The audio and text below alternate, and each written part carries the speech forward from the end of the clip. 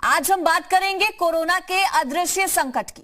देश में कुछ ऐसे मरीज सामने आए हैं जिनमें कोरोना वायरस के कोई लक्षण ही नहीं पाए गए हैं और ऐसे मरीज अनजाने में कोरोना फैला रहे हैं। बिना लक्षण वाले मरीजों को एसिम्प्टोमेटिक मरीज कहा जाता है। स्वास्थ्य मंत्रालय के मुताबिक दुनिया भर में 80% कोरोना के ऐसे केस आए हैं जिसमें किसी तरह के लक्षण नहीं पाए गए हैं और भारत में इस तरह के मरीज अब बड़े पैमाने पर मिल रहे हैं। यहां तक कि आज ही यूपी के बहराइच में 8 ऐसे कोरोना पॉजिटिव मरीज सामने आए हैं जिनमें कोरोना के कोई भी लक्षण पहले से नहीं थे। अब कोरोना से लड़ाई कैसे जीती जाएगी, इसी विषय पर हम खास चर्चा करेंगे। अनजाने में कोरोना फैलने का अब डर सता रहा है। दरअसल पहले सिम्टम्स पता लग जाते थे जिससे इंसान अपना कोरोना का टेस्ट करवा सकता था। खांसी, बुखार, जुकाम, सांस लेने में दिक्कत, ये सिम्टम्स पहले हुआ करते थे कोरोना के, लेकिन अब कोरोना के सिम्टम्स नजर नहीं आ रहे हैं और ऐसे में ये बड़ी चुनौती बन गया है ये अदृश्य संकट कोरोना का।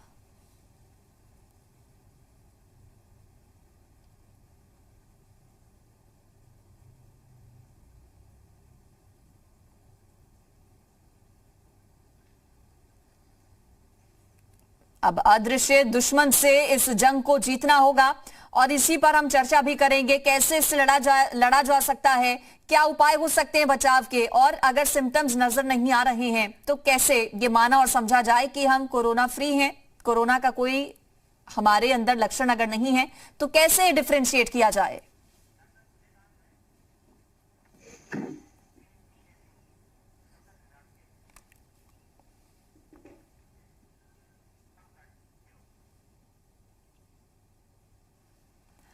और चलिए इस पर हम चर्चा करेंगे। मेरे साथ खास मेहमान जुड़ गए हैं, केजीएमयू के एचओडी हमारे साथ जुड़ गए हैं, उनका हम रुख करेंगे। मेरे साथ डॉक्टर साहब खुद जुड़ गए हैं, उनसे हम बातचीत करेंगे, जानेंगे कि आखिर ये जो कोरोना जिसके सिम्टम्स अब नजर नहीं आ रहे हैं उससे कैसे लड़ा जाए, कैसे बचा जाए और कैसे ये फर्क समझा जाए, कैसे ये पहचाना जाए कि कहीं हम में कोरोना तो नहीं है। डॉक्टर सूर्यकांत मेरे साथ जुड़ गए हैं। बहुत स्वागत सर आपका जी मीडिया पर। जी अंजलि जी, बहुत बहुत धन्यवाद। डॉक्टर सूर्यकांत, सबसे पहला सवाल सर मेरा यही होगा कि अब कोरोना अदृश्य दुश्मन बन गया है, कैसे समझा जाए सर? अब तो सिम्टम्स भी नजर नहीं आ रहे हैं, कैसे पहचाना जाए कि कोरोना है कि नहीं? इसीलिए तो लॉकडाउन लगाया गया है। अदृश्य एक्चुअली इनको, जैसा कि आपने कहा कि इनको हम लोग कहते हैं एसिम्प्टोमेटिक कैरियर, अर्थात इनको लक्षण कोई नहीं है लेकिन इनकी क्षमता है, इनकी ये कैपेसिटी है कि ये दूसरों को फैला सकते हैं। इसीलिए कहा गया है कि फिजिकल डिस्टेंसिंग रखिए। मैं सोशल डिस्टेंसिंग शब्द के थोड़ा खिलाफ हूं। हमें सामाजिक दूरी नहीं, शारीरिक दूरी बनाए रखनी है। समाज में दूरियां हो जाएंगी तो यही होगा, कहीं मॉब लिंचिंग होगी, कहीं लड़ाई झगड़ा होगा, कहीं कुछ होगा। तो समाज में दूरियां हमें नहीं बढ़ानी है, हमें शारीरिक दूरियां बढ़ानी है। और सबसे बड़ी बात है कि इस दुश्मन से हम केवल मास्क लगा के हम लड़ाई लड़ सकते हैं, क्योंकि ये फैलाएगा आखिर कहां? एसिम्प्टोमेटिक कैरियर है तो एसिम्प्टोमेटिक कैरियर देख के हमारे अंदर कोरोना नहीं आ जाएगा। कभी भी वो गलती से जब छींकेगा या खांसेगा या उससे हम शरीर के संपर्क में आएंगे तभी तो फैलेगा ना। तो कोरोना फैलता है संक्रमित व्यक्ति से, संक्रमित वायु से और संक्रमित वस्तु से। मान लीजिए उसने कोई चीज छू ली और उसके बाद हमने छू ली, उसी लिफ्ट में आप वो गया और उसके लिफ्ट के बाद हम गए तो हमने भी वो नॉब दबाया अपने हाथ से, और मान लीजिए कुछ कोरोना हमारे अंगूठे में आ गए, उंगली में आ गए, और थोड़ी देर बाद हमने कभी चेहरे को छुआ, कभी नाक को छुआ, और उसके बाद धीरे धीरे सांस के साथ कोरोना संक्रमण हमको हो गया। तो पहले एक कहावत थी कि जाने किस भेष में बाबा मिल जाए भगवान, तो उसी कहावत को दोबारा पढ़ लीजिए, पता नहीं किस इंसान में कोरोना मिल जाए। तो 135 करोड़ 130 करोड़ सबको आप मानिए कि कोरोना पॉजिटिव है, यही यूनिवर्सल प्रिकॉशन है। तो अदृश्य जो दुश्मन है उसकी यूनिवर्सल प्रिकॉशन के साथ ही हम उससे बचाव कर सकते हैं, दूसरा तरीका नहीं है। फिजिकल डिस्टेंसिंग बनाए रखें, हाथ हम बराबर धोते रहें और नाक और मुंह को हम मास्क से ढके रहें। अगर मास्क आपके पास नहीं है, मान लीजिए 35 करोड़ जनता के पास मास्क नहीं है जी, तो हम क्या कर सकते हैं? हम कर सकते हैं कि अपने घर में ही होममेड मास्क बनवा सकते हैं। ग्रामीण भाई अपने अंगोछे को 4 परत करके नाक मुंह से ढक सकते हैं, और जो महिलाएं हैं वो दुपट्टा से नाक मुंह ढक सकती हैं। कुछ नहीं है तो आप रुमाल से ही नाक मुंह ढक सकते हैं। डॉक्टर सूर्यकांत, जो असिम्प्टोमेटिक मरीज है उसके बारे में मैं आपसे सर थोड़ा डिटेल में समझना चाहूंगी। इम्यून सिस्टम क्या ऐसे लोगों का वीक होता है या फिर स्ट्रांग होता है? क्योंकि दर्शक ये जानना चाहते हैं, आजकल सभी अपने इम्यून सिस्टम पर बहुत ज्यादा काम कर रहे हैं कि बचा इससे जा सके। तो जो असिम्प्टोमेटिक पर्सन होता है उसका इम्यून सिस्टम किस तरह का होता है? कैसे कोरोना उसे अपनी चपेट में ले लेता है और लक्षण नहीं दिखाता? देखिए, ये बात के जान के चलिए कि जितनी इम्यूनिटी आपकी अच्छी होगी उतने ही सिम्टम आपको कम होंगे। ओवरऑल आप समझ लीजिए कि केवल 10% लोग ऐसे होते हैं जिनको कोरोना के कारण निमोनिया हो जाता है, एक्यूट रेस्पिरेटरी डिस्ट्रेस सिंड्रोम हो जाता है, या उनको हॉस्पिटलाइजेशन की जरूरत पड़ती है, या उनको कई बार 1-2% को वेंटिलेटर की जरूरत पड़ती है। बाकी जितने लोग हैं, जितने संक्रमण हो रहे हैं 80-90%, वो सब उनकी इम्यूनिटी अच्छी है। तो ये एक तरह से अच्छी बात है कि वो अपनी इम्यूनिटी से ही ठीक हो जा रहे हैं। उन्हें अस्पताल में भर्ती नहीं होना पड़ रहा है, उन्हें वेंटिलेटर पे नहीं जाना पड़ रहा है, और उन्हें वो रिस्क नहीं है कि जिसके कारण मॉर्टेलिटी भी हो सकती है, यानी मृत्यु भी हो सकती है। अब इन्हीं मरीजों में कुछ जो बुजुर्ग हैं, जो डायलिसिस पे हैं, जो कैंसर के मरीज हैं, जो डायबिटीज है, जिनको गुर्दे की बीमारी है, हार्ट डिजीज है, क्रॉनिक फेफड़े की बीमारी है, या वो प्रेग्नेंट महिलाएं हैं, छोटे बच्चे हैं, इन सब लोगों को थोड़ा सा खतरा ज्यादा है अस्पताल में भर्ती होने का, सीवियर बीमारी होने का। बाकी जो यंग है, जिनकी इम्यूनिटी अच्छी है, जो थोड़ा बहुत प्राणायाम करते हैं, योग करते हैं, जो अपनी जिनका खान पान ठीक है, उनकी इम्यूनिटी अच्छी है। और ये भी देखा गया है कि कौन से देश ऐसे हैं, कौन सी कम्युनिटी ऐसी है जो अक्सर वायरस बैक्टीरिया से लड़ते रहते हैं। तो हमारे देश का तो पानी और खाना भी अगर विदेशियों को दे दिया जाए तो 2 दिन में वो डायरिया से मर जाएंगे। तो हमारा देश एक कह सकते हैं एडवर्सिटी में एक अपॉर्चुनिटी को प्राप्त कर रहा है कि हमारे देश में न तो इससे पहले शुद्ध वायु थी, शुद्ध पानी था, सेफ ड्रिंकेबल वाटर भी हमारे देश में नहीं था, और फूड की हालत तो ऐसी है कि हम किसी भी नुक्कड़ पे, किसी भी गली में खाना खा लेते हैं। तो यही मैंने कहा कि एक परंपरा के तौर पर हमारी जो कॉमन इम्यूनिटी है, हमारी जो कम्युनिटी इम्यूनिटी है, वो थोड़ी स्ट्रांग है।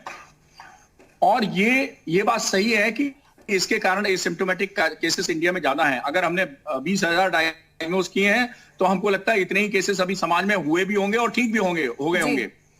लेकिन ये इनसे घबराने की जरूरत नहीं। ये जो एसिम्प्टोमेटिक जो फैलाने का फेज है वो सिर्फ 28 दिन रहता है, सिर्फ 1 महीना रहता है। 1 महीने के बाद वो ये सिम्प्टोमेटिक कैरियर बिल्कुल नॉर्मल हो जाता है। फिर वो इस स्थिति में नहीं रहता है कि वो किसी और को फैला सके। असिम्प्टोमेटिक 28 दिन का एक फेज है। जी 28 दिन का फेज है। आप महत्वपूर्ण जानकारी दे रहे हैं डॉक्टर साहब, लेकिन ये आपसे मैं समझना चाहूंगी, जो असिम्प्टोमेटिक मरीज है उसका इम्यून सिस्टम स्ट्रांग है, उसको इतना खतरा नहीं है, लेकिन क्या वो बड़ा खतरा बाकी जो संपर्क में आए लोग हैं या फिर परिवार के जो सदस्य हैं उनके लिए हो सकता है? अब देखिए, ऐसा है कि उस एसिम्प्टोमेटिक कैरियर से मान लीजिए परिवार के 2 सदस्यों को संक्रमण हो गया या किसी और दोस्तों को 2 संक्रमण हो गया, तो उनमें से भी जिनकी इम्यूनिटी अच्छी है वो भी एसिम्प्टोमेटिक ही रहेंगे। उनको भी बहुत ज्यादा कोई कॉम्प्लिकेशन होने की संभावना नहीं है।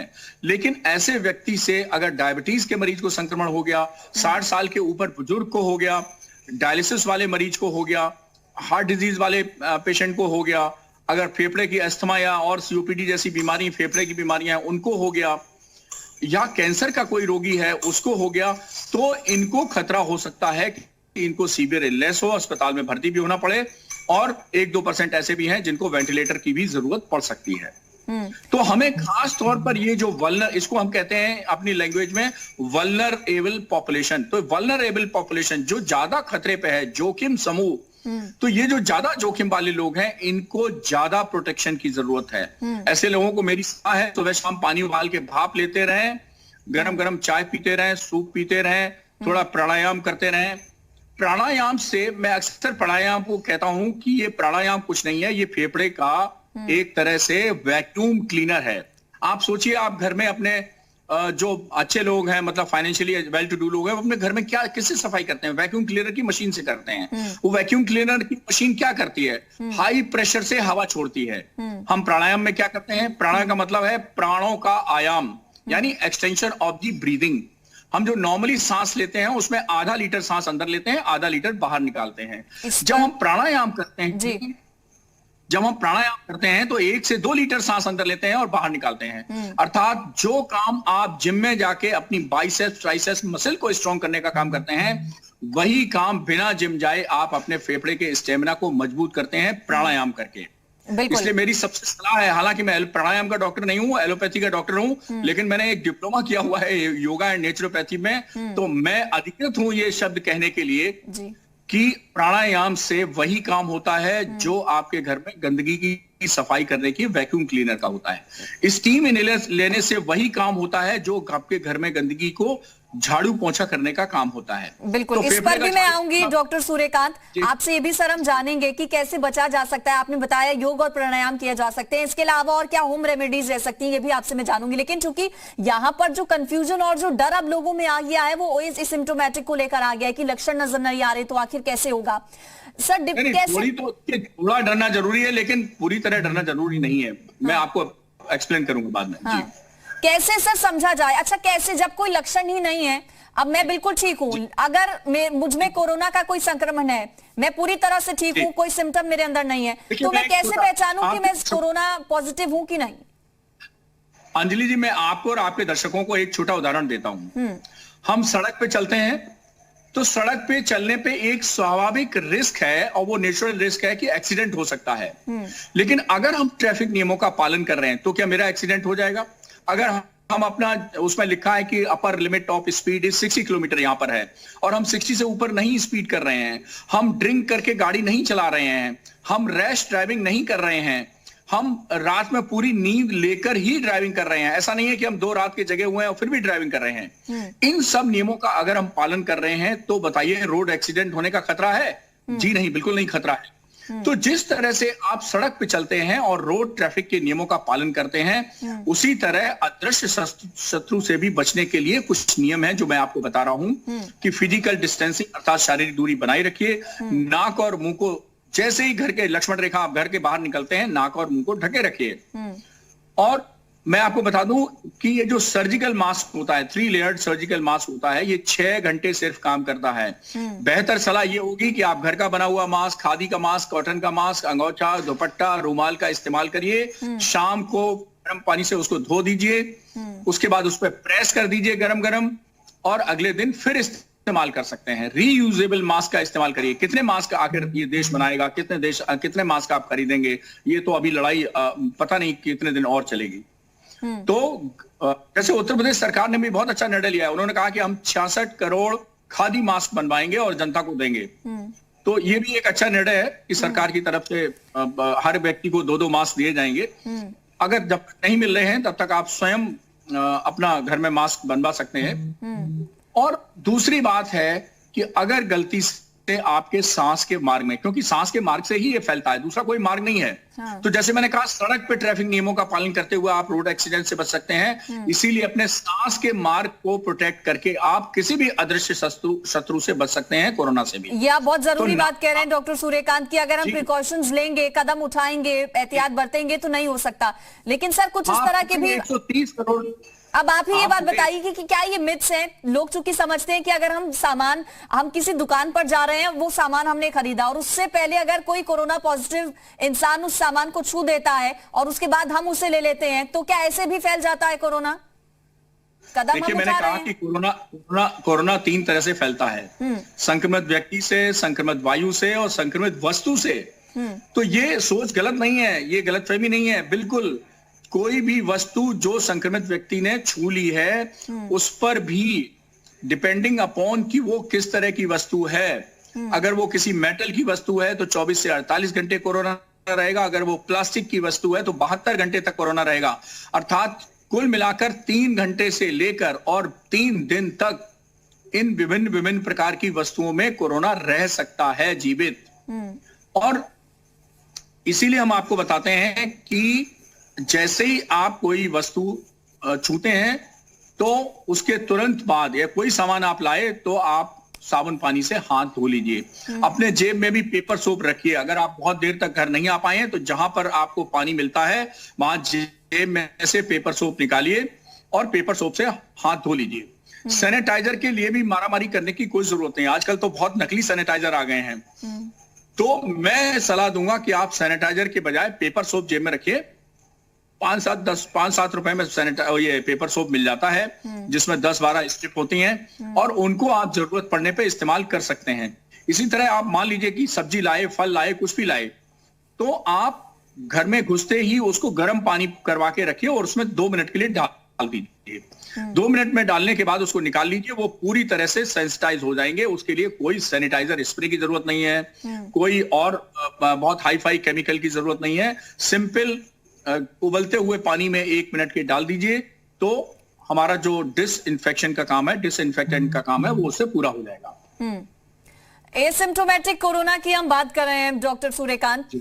अगर ये हमें हो जाता है, 28 दिन का पीरियड आप कह रहे हैं कि रहता है, लक्षण चूंकि पता नहीं लगते, तो ऐसे में घर पर रहकर अपने तरफ से इंसान क्या कदम उठा सकता है? चूंकि इम्यून सिस्टम आपका स्ट्रांग है, अस्पताल तक ना पहुंचना पड़े, क्या ऐसा भी हो सकता है कि इम्यून सिस्टम हमारा स्ट्रांग है और हम जरूरी कदम अगर उठा रहे हैं तो खुद हमारी बॉडी फाइट कर लेती है उससे? बिल्कुल, आपने बिल्कुल सही कहा कि अगर हमारी बॉडी इम्यूनिटी स्ट्रांग है तो हम बहुत अच्छी लड़ाई लड़ सकते हैं कोरोना से।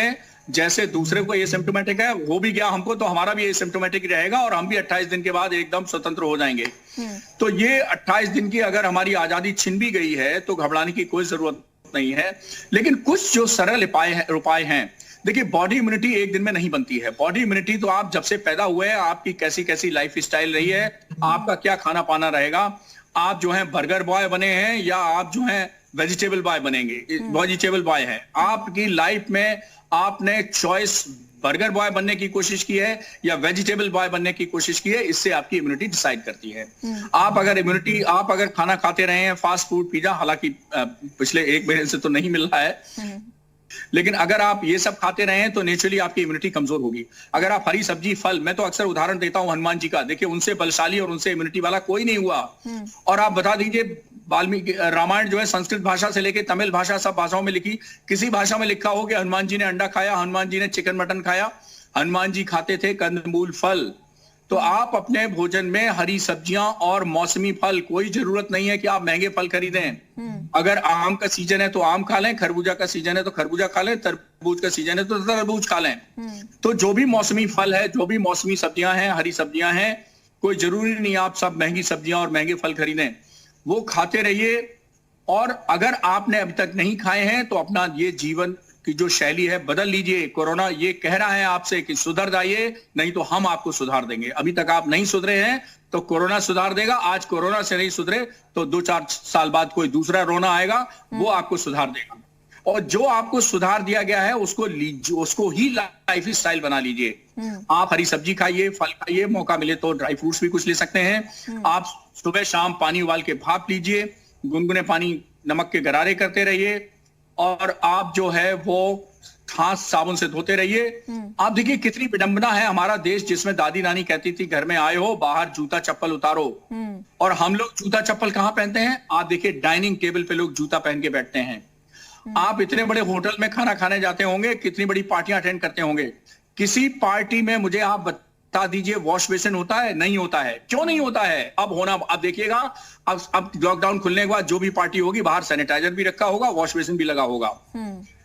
और ये हम भूल गए थे कि भाई खाने से पहले हाथ मुंह धोना पड़ता है। और ये कोरोना ने हमें भारतीय सभ्यता पुनर्जीवित कर दी है। हम तो धन्यवाद देते हैं इसी बहाने कोरोना का। हालांकि बीमारी कर रहा है, मृत्यु कर रहा है, ये दुखद है, लेकिन उसका 90% जो साइड बाई प्रोडक्ट हमें मिल रहा है वो बहुत अच्छा मिल रहा है। इसी बहाने हम अपनी जीवन शैली को बदलें, हम फ्रीक्वेंटली हाथ धोते रहें, लाइफस्टाइल तो चेंज होने ही वाला है इसके बाद, ये तो जरूर तय है। डॉक्टर सूर्यकांत, आपका बहुत शुक्रिया सर, आपने अपने बिजी शेड्यूल में से हमें टाइम दिया। कोरोना वॉरियर्स हैं आप लोग, शानदार काम कर रहे हैं, दिन रात एक किए हैं मरीजों की जान बचाने के लिए। बहुत शुक्रिया सर आपका हमारे साथ जुड़ने के लिए और बातचीत करने के लिए।